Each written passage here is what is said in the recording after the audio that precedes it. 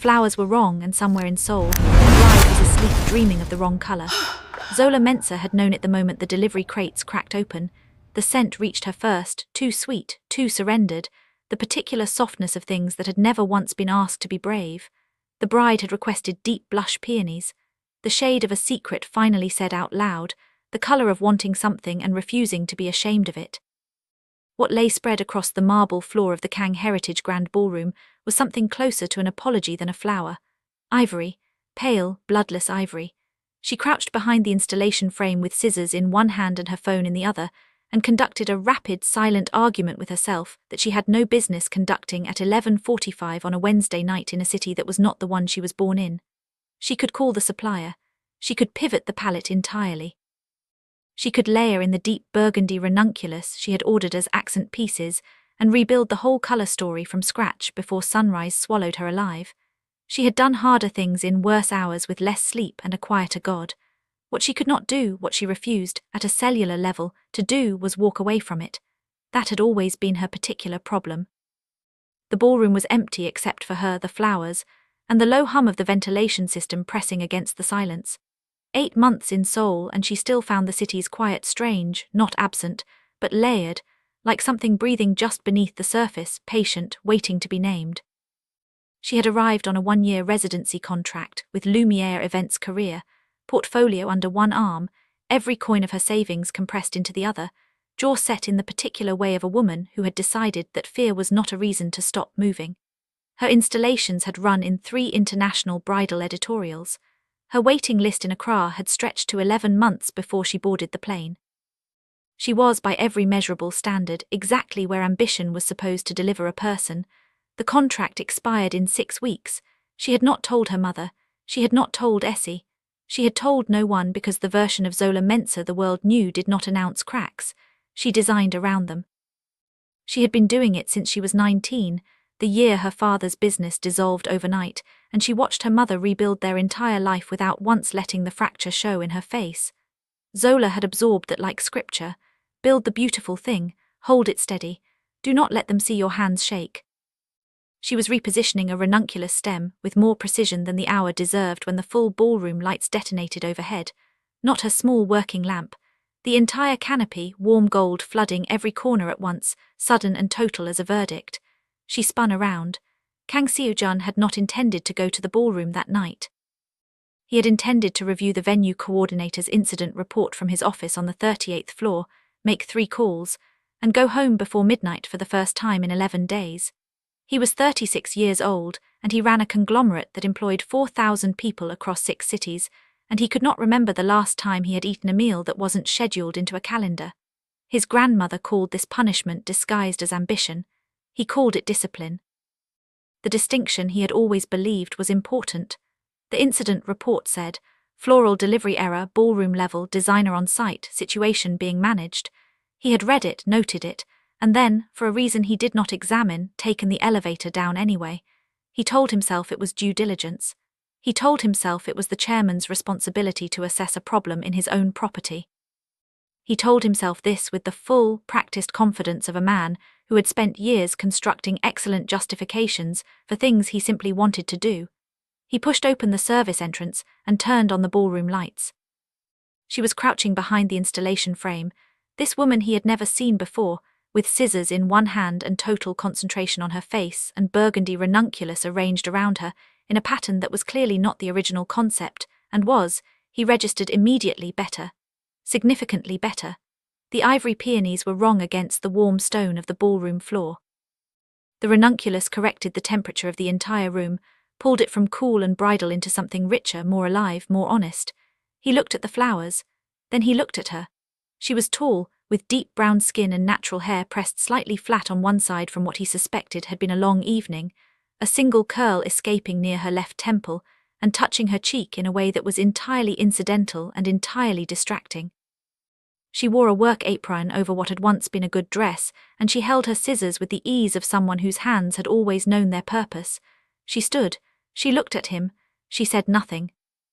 He felt in the particular silence she constructed around herself in that moment the distinct sensation of being assessed by someone whose assessment was worth having. It was not a feeling he encountered often. It was not a feeling he had expected to encounter in his own ballroom at midnight. "The ranunculus," he said, because the flowers were the safest place to put his attention. "You're pivoting the palette. The supplier sent the wrong peonies." "I know." He stepped into the room. He stopped at the edge of the installation and looked at it the way he looked at architectural drawings, for structure, for logic, for the thing beneath the surface that determined whether it would hold. Up close, the ranunculus pivot was not just better aesthetically. It was more emotionally coherent. It told a truer story about the space. "What you're doing with the ranunculus," he said, "is better than the original concept." She looked at her installation for one measured beat, then at him. "Who are you?" Something moved through him, not the smooth executive composure he deployed in boardrooms, but something less managed than that, something that surprised him slightly with its own existence. "Kang Seo-jun," he said, "I own the building." He looked at her flowers one final time, then he left because staying felt like a decision he wasn't ready to have made yet. In the elevator back to the 38th floor, he stood with his hands in his pockets and looked at nothing and thought about burgundy ranunculus and a woman who had turned an error into something better than the original plan. He did not review the 3 files waiting on his desk that night. For the first time in longer than he could calculate, his mind was entirely, stubbornly, occupied elsewhere. The pitch meeting arrived on a Thursday, 6 days later. Zola dressed for it the way she dressed for every high-stakes moment, with intention sharp enough to cut. The forest green dress had cost more than it should have. She had bought it precisely for rooms that needed to understand, without being told, that she was not there to be managed. Portfolio printed, bound, backed up in 3 locations.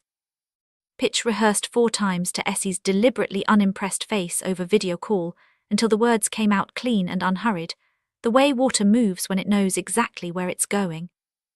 She was ready.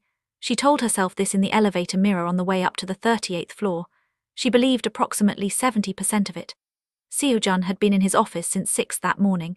He had 3 acquisitions pending, a legal review due by noon, and a board presentation in 2 days that his director of strategy had described as, quote, existentially important, which was the kind of language that made Seo-jun tired in a way that sleep did not fix. He had reviewed the studio proposal the night before.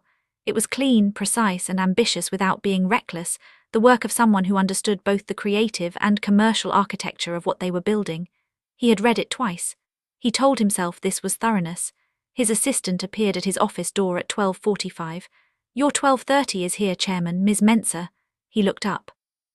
Something moved through him, quick, involuntary, the particular sensation of a thing you were not expecting that turns out to matter. "Send her to the private dining room," he said. "I'll be 2 minutes." He was 1 minute and 40 seconds. He stopped when he saw her. 1 beat, less than a second, but it was real and he felt it land somewhere behind his sternum, this woman from the ballroom sitting at his table in a green dress that was the color of something living, her portfolio open.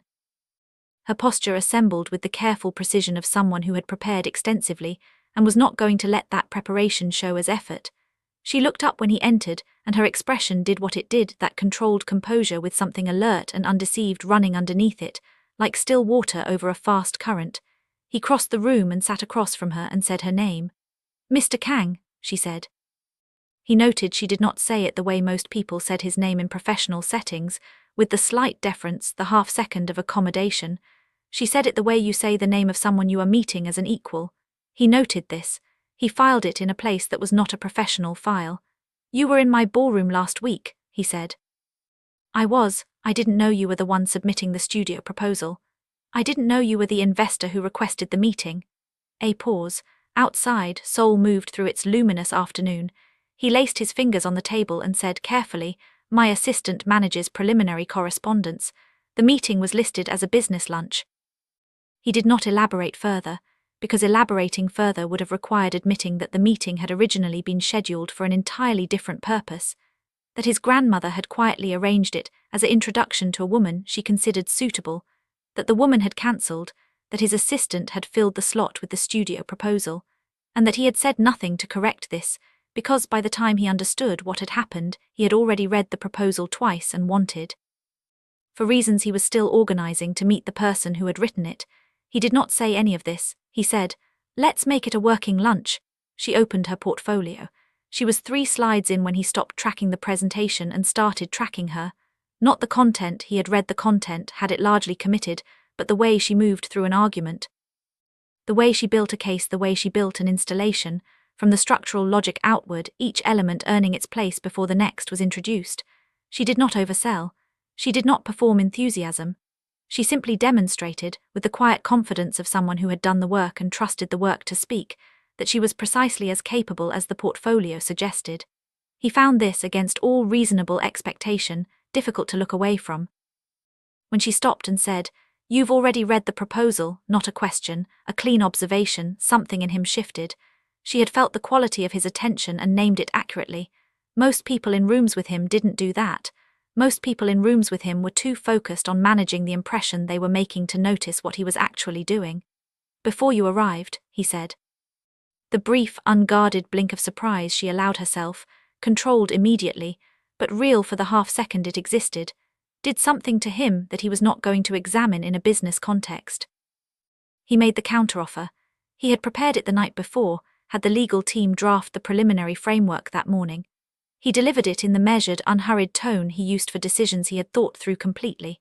But underneath the delivery, underneath the professional composure, something was happening that had nothing to do with the gala or the lease or the 50th anniversary or any of the legitimate business architecture he had constructed around this moment. He was offering her a reason to stay. He was offering her a reason to be in his building, in his world, within the radius of whatever this was that had started in a ballroom at midnight over the wrong-coloured flowers. He was aware this was not a business decision. He made it anyway. When she said, quietly, without drama, across the table in the afternoon light, "Then I suppose we're both deciding something today," he felt it move through him like a current finding a path it had been looking for. He called her the evening after the meeting. He had prepared a professional reason. Anchor installation site, legitimate, necessary, easily defensible. He asked the question. She answered. She talked for 11 minutes about spatial logic and sight lines and the emotional grammar of physical space, and he sat at his desk in the empty 38th floor office and listened with everything he had, and when she finished he said, "Seongbuk-dong, the garden has better emotional architecture." There was a brief silence on the line. "Yes," she said, "it does." He sat with the phone in his hand for a moment after she ended the call. Outside, Seoul glittered its enormous self against the dark. He thought about the word she had used, emotional architecture, and recognized it as the most precise description he had ever heard of the thing he had been trying and failing to build in his own life for 36 years. He set the phone down. He did not pick up the acquisition files. He sat in the quiet of his office and allowed himself, for a few minutes, to simply think about a woman in a green dress who talked about space like it had feelings worth accounting for. His grandmother would have called this progress. The weeks that followed were the most demanding of his professional life. He had not expected them to be some of the most present. He was not a man who showed up uninvited. He was not a man who followed instinct into situations he hadn't mapped. And yet he found himself at the Seongbuk-dong garden on a Thursday morning when the rain had been falling since dawn, standing 2 meters behind Zola Mensah while she wrestled an installation anchor into wet ground with a wrench she was using at the wrong angle, and he understood he had not come to supervise. He had simply come. He watched her work for a moment before she registered him. She moved through physical problems the way she moved through arguments, methodically, patiently, trusting herself to find the answer before she asked for help. He admired this with a precision that surprised him. He had been around capable people his entire life. He had not often felt his chest tighten watching one of them work. "The angle is off by about 4 degrees, he said. She did not look up. "I know." "If you rotate the base plate counterclockwise." "I know." She rotated it. The anchor locked. She stood and turned and found him closer than she'd expected, and for one unguarded second something moved through her face, not alarm, not professional composure, something warmer and more startled than either. She looked at the anchor. "It rained this morning," she said. "Yes," he said. He was looking at her, at the wet curl pressed against her cheek, at the way her hands held the wrench with the ease of complete familiarity, and he was aware with uncomfortable clarity that he was not thinking about the gala. She moved to the next anchor point. He followed at a reasonable distance and said nothing, which he understood was its own kind of statement. He was aware of every adjustment she made, the way she crouched low to read the ground level, the short exhale she used to reset her focus, the way she moved with her whole body rather than just her hands. He had been around beautiful people his entire life. Beauty in his world was a category of asset. This was different. This was a person so entirely herself, so completely inhabiting her own skin and purpose, that watching her felt like being let in on something private. At the third anchor point she miscalculated. The frame shifted wrong. She caught it, fast, capable, but not before the sound escaped her, that short exhale of frustration that told him she was more tired than she was showing. He put his hand on the frame, not to take it from her. Alongside hers, steadying it, sharing the weight without claiming it, his hand 4 centimeters from hers on the wet metal bar. He felt the warmth of her even in the cold. Rain felt her register his proximity in the slight change of her breathing, and he held the frame steady and said nothing, and let her make the adjustment herself because he understood instinctively that this was what she needed, not rescue but company. When the anchor locked, she said quietly, "I have it." "I know," he said. He stepped back. And in stepping back, his fingers crossed the back of her hand, brief, accidental, the kind of contact that the rational mind immediately moves to categorize as incidental, and the rest of you refuses entirely to accept that categorization. He felt it in his chest. He felt it in the particular stillness that followed, where neither of them moved for a beat too long, and the rain continued falling on everything impartially, and Seoul carried on its enormous life beyond the garden walls. And he was 36 years old and standing in wet grass with his heart doing something he had stopped giving it permission to do years ago. She moved to the next anchor. He followed. Neither of them mentioned it. That evening, alone in his office, Seo-jun sat with a glass of water and looked at the city and felt, with a clarity that was almost uncomfortable, that something had already been decided. Not by him, not by her. By the accumulated weight of a dozen small moments that had been building their own argument without asking his permission. He opened his laptop. He pulled up the legal template his team used for long-term lease agreements. He began to type. The grandmother arrived in week 5 and dismantled what remained of his composure in approximately 4 minutes. Madame Kang Seo-jun had always been the only person on earth capable of making him feel simultaneously like a chairman and a child, and she arrived at the Seongbuk-dong garden in her dove-grey hanbok, with the quiet authority of someone who had decided how this visit would go before she left the house. She examined Zola's concept boards with the focused attention she gave to things she considered serious. Then she turned to Zola and said, in her precise, undecorated English, "These are beautiful. You understand ceremony." Seo-jun watched them from the garden entrance with his hands in his pockets and the expression of a man standing outside a room where his own fate was being discussed. "Not a compliment," his grandmother said. "An observation." She tilted her head. "You understand that flowers are not about flowers. You give the unsayable a shape. That is a rare thing." He watched Zola receive this, watched the way it moved through her, something surfacing in her face that was older than pride, something she hadn't been prepared for. "My mother taught me," she said. His grandmother's expression opened into genuine warmth. She glanced at him, that particular glance, the one that had been reading him accurately since he was 4 years old. Then she turned back to Zola. "Walk with me," she said. "Tell me about the garden." They walked to the far end of the garden together, and Seo-jun stood at the entrance and watched them go and felt something in his chest that was so unfamiliar he had to identify it slowly, the way you identify a sound you haven't heard in years. His grandmother was laughing, quietly, genuinely, at something Zola had said. And Zola was gesturing at the installation arch with both hands, describing something with her whole body, and the afternoon light was doing what afternoon light does in that garden, turning everything it touched to something worth looking at. He had not seen his grandmother laugh like that in 4 years, not since his grandfather died. He stood at the garden entrance with his hands in his pockets and felt, with the specific quiet devastation of a man who has been protecting himself for a very long time, suddenly understanding what the protection has cost him, that he was in serious trouble. The good kind, the kind that arrives without warning and asks, without apology, to be let in. At the far end of the garden, Zola glanced back at him over her shoulder.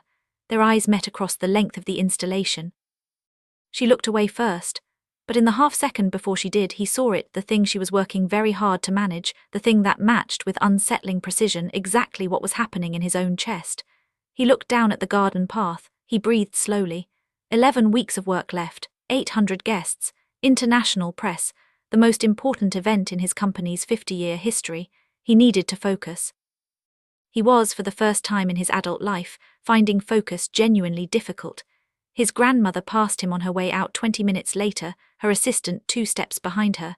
She stopped beside him without stopping walking and said, at a volume intended only for him, "Don't wait too long, Seo-jun. Remarkable things don't wait forever." She was gone before he could answer. He looked back at Zola, who was alone now at the concept board, head bent over a sketch, entirely absorbed, entirely herself. He stood there 1 moment longer than he should have. Then he went back to work the night before the gala. Seoul turned cold without warning. The kind of cold that arrives with intention, that finds the gaps in your clothing, and reminds you that regardless of what you have built or become, you are still a body subject to weather. Still a person. Still permeable. Zola was alone in the Seongbuk-dong garden at 11, conducting her final walkthrough with a tablet in one hand and a cup of coffee in the other that had gone cold an hour ago, and that she kept forgetting to put down. Every installation was locked. Every floral column stood at its precise angle, unmoved by the chill threading through the garden walls. The suspended ceiling, 400 stems of white and gold, shifted in the faintest draft like something breathing, like something that understood it was hours away from holding the most important night of its existence. She stood in the center of the garden and turned slowly, not checking logistics, reading the room the way she always did the night before an event, not for what was there, but for what it felt like. For whether it was ready to hold something real. It was ready. She felt it the way you feel a sentence that has finally, completely become true. She was not ready. She felt that too. She became aware she was not alone before she heard him, that shift in atmospheric pressure, that specific alteration in the quality of the air around her that she had stopped pretending, weeks ago, was anything other than what it was. She turned. Seo-jun stood at the garden entrance.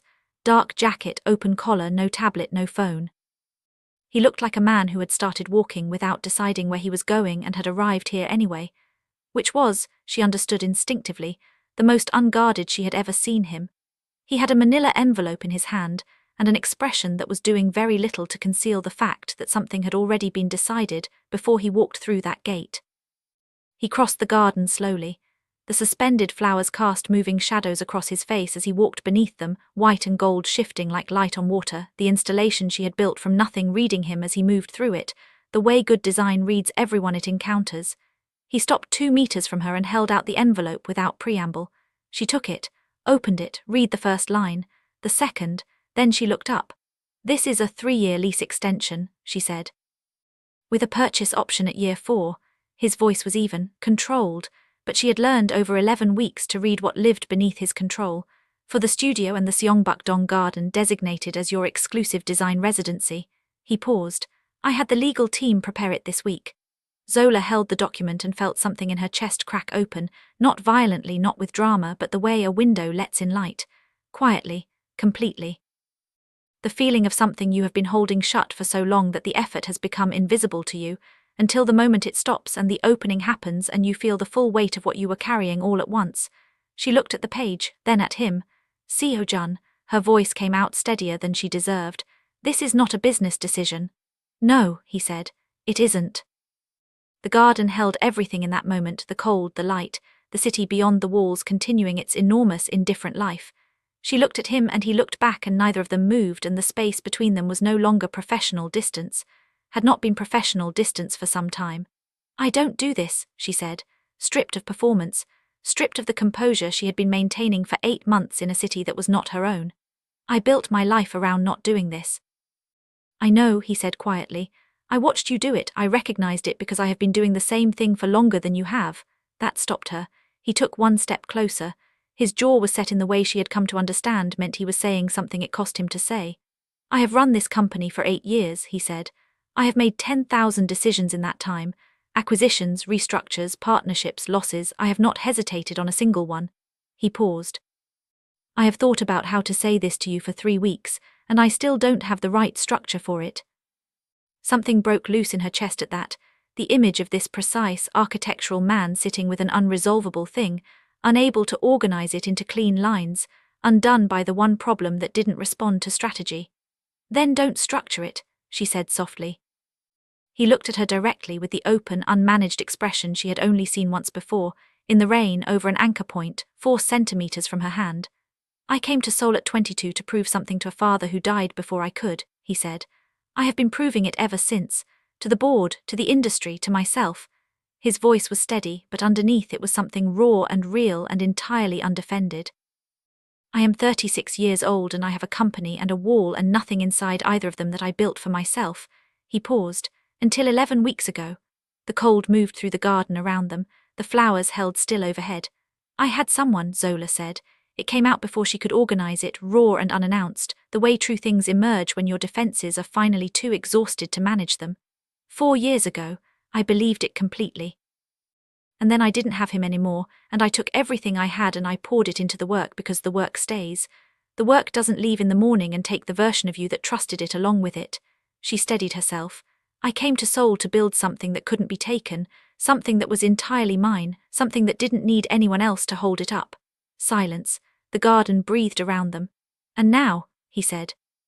She looked at him, this careful, complicated, quietly extraordinary man who had walked into her ballroom at midnight and read her flowers before she said a word, who had stood in the rain and steadied a frame without taking it from her, who had listened to 11 minutes of spatial logic and called it emotional architecture, who had sat in an empty office at night and opened a legal template not for the company but for her, who had come to this garden tonight without a strategy, without a prepared argument, with nothing but an envelope and the truth. And now, she said slowly, I am standing in the most beautiful thing I have ever built, and I am more frightened than I have ever been, and I am so tired of letting that be the reason. Something moved through his face, relief, and something older than relief, something that had been waiting behind his composure for a very long time to be allowed to exist.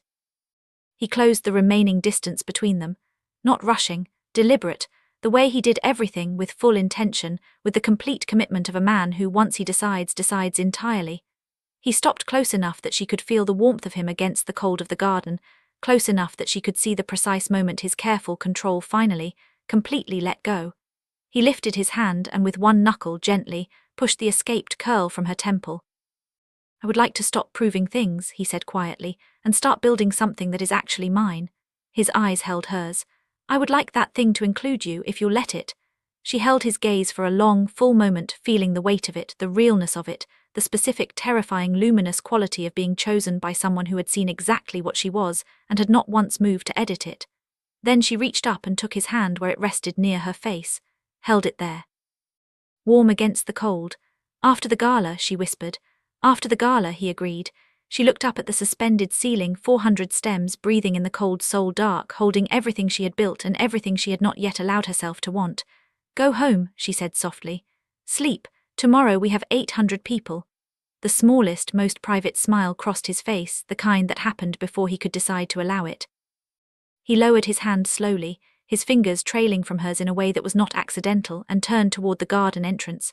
At the threshold, without looking back, the garden is perfect, Zola. She looked up at the white and gold ceiling. I know, she said. She stood alone in the garden long after his footsteps faded into the cold Seoul night. The city pressed its sounds against the walls, distant, alive, entirely unconcerned with what had just happened inside them. She unfolded the document one final time. Read the full page.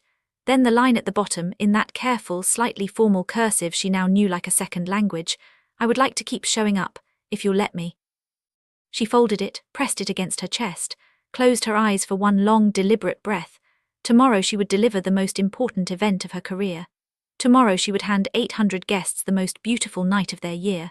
And tomorrow, when the last guest was gone and the last stem was still, she was going to walk back into this garden and stop being afraid of the best thing that had found her in 4 years. She picked up her cold coffee, switched off the garden lights, walked out into the Seoul night with the document against her chest and something unlocked and open where the fear used to live. Her phone buzzed in her coat pocket. She pulled it out. A message from a number she didn't recognize. No name, no greeting, 7 words and a photograph. She read the words first. You should know who you're working with. Then she opened the photograph. And everything she thought she understood about Kang Seo-jun, the rain, the anchor, the envelope, his hand against her face in the cold garden light, cracked straight down the middle.